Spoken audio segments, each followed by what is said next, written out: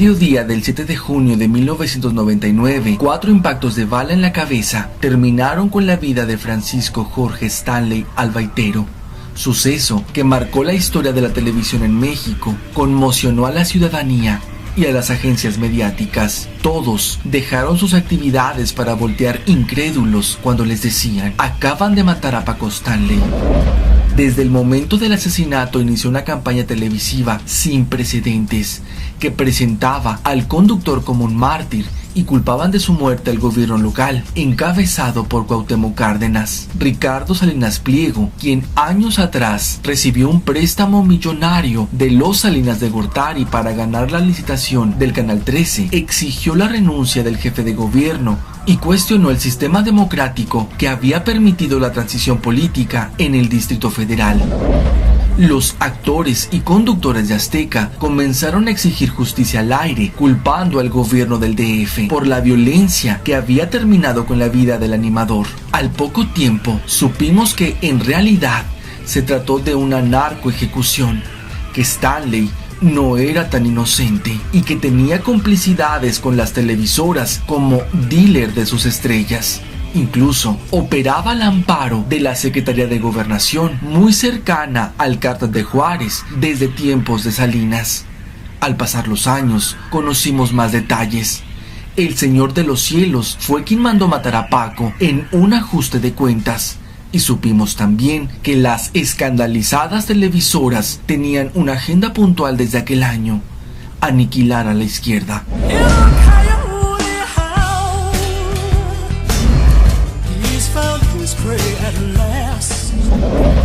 Paco Stanley y su amplio historial delictivo operaba para el Cártel de Juárez, proveía drogas a las estrellas de Televisa y Azteca, todo con la anuencia de gobiernos priistas a través de la Secretaría de Gobernación.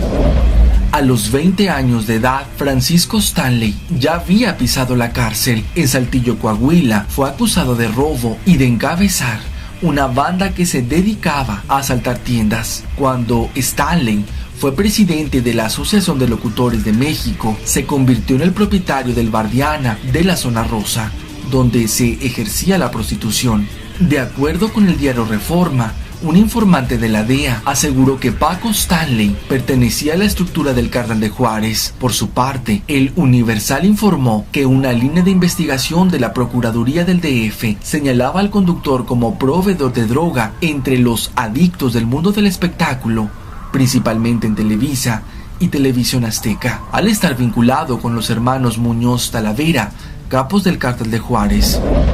A través de sus diversas actividades dentro del duopolio televisivo, logró una fortuna superior a los $7 millones entre propiedades y cuentas bancarias en México y el extranjero. Investigaciones del gobierno capitalino arrojaron que además pertenecía a una red de distribución de cocaína a quienes compraba unos $10,000 cada tercer día. Estas operaciones se manejaban a través de sus cuentas en Islas Caimán. Las investigaciones de la inteligencia militar revelaron que Stanley era amigo íntimo de Amado Carrillo Fuentes, el Señor de los Cielos, líder del Cártel de Juárez, con quien gustaba de jugar billar. Stanley solía visitar hoteles donde se hospedaban en esas mismas fechas capos del narcotráfico, utilizando pases de cortesía. Trascendió que Stanley servía de prestanombres en la compra de bienes inmuebles del Señor de los Cielos. La red de narcotráfico de los Salinas de Gortari, en alianza con el Cártel de Juárez, también operaba en Televisa y Televisión Azteca. Stanley solo era uno de sus dealers. La propia CIA tiene en sus registros que el gobierno de Carlos Salinas de Gortari fue sin duda el más controversial, duro y corrupto. En entrevista con el periodista Jesús Esquivel para el semanario Proceso, Brian Latell, oficial de inteligencia nacional para América Latina de la CIA de 1990 a 1994, señaló: desde el principio del gobierno de Salinas había mucho escepticismo y sospechas de que él y su hermano Raúl tenían nexos con los narcotraficantes. Carlos Salinas de Gortari, a través de su hermano Raúl, protegió a varias organizaciones criminales.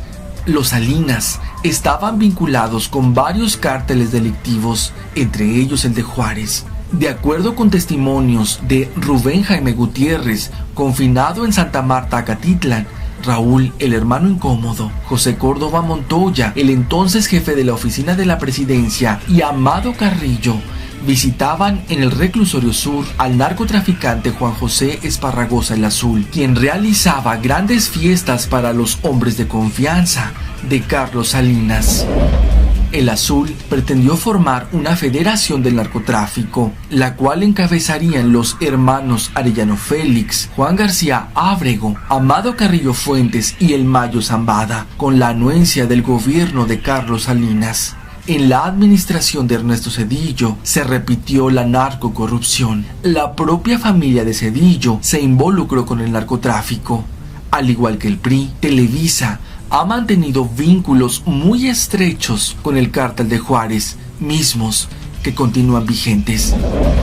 En marzo de este año se reveló que Rodolfo David Dávila Córdoba, exdirectivo del Banco de México, sentenciado por haber sido operador financiero de la organización de los Carrillo Fuentes, recibió contratos por más de 396 millones de pesos de la cruzada contra el hambre. Los pagos se hicieron a empresas fantasmas y por servicios jamás realizados, en una trama que involucró a la Universidad Autónoma de Morelos y a un exdirigente de Nueva Alianza. Dávila Córdoba además aportó dinero a las tarjetas bancarias utilizadas por el PRI durante la campaña presidencial de Enrique Peña Nieto en 2012. Trascendió también que Grupo Comercializador Conclave del mismo Dávila Córdoba fue intermediario en el traspaso de Diego Reyes del Club América de Televisa al Porto de Portugal.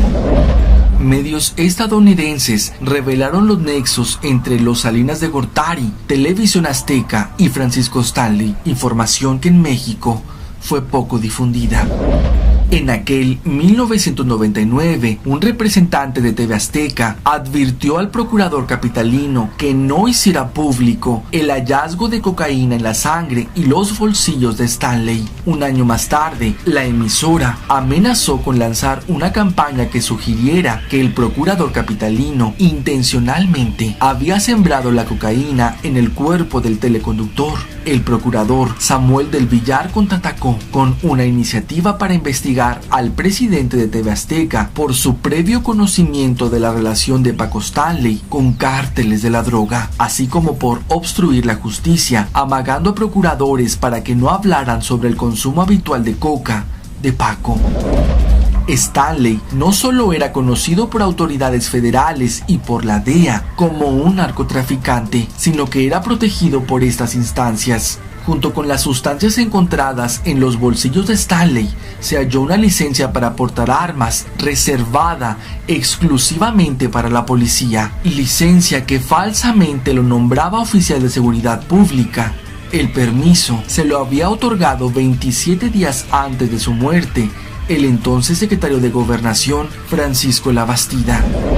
En vano intentó TV Azteca detener la hemorragia de secretos internos. 10 meses después, medios estadounidenses finalmente destaparon otro escándalo. TV Azteca fue comprada al gobierno en parte con $30 millones provenientes del narcotráfico. El 16 de abril del 2000, The Washington Post reportaba sobre la investigación del procurador del DF en torno a la narcorred.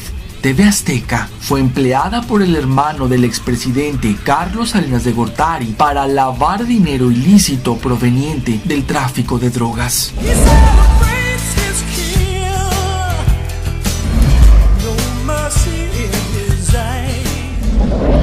La narcoejecución de Stanley fue la primera en transmitirse y difundirse a nivel nacional. A las televisoras les salió el tiro por la culata. Utilizaron el asesinato de Paco Stanley para derrumbar mediáticamente un incipiente gobierno de izquierda comandado por Cuauhtémoc Cárdenas, con miras a frenarlo en la elección del año 2000. Desde aquel entonces ya tenían en el trastornado Fox a su títere telecandidato, pero no previeron que su provocación y golpismo mediático traería graves consecuencias.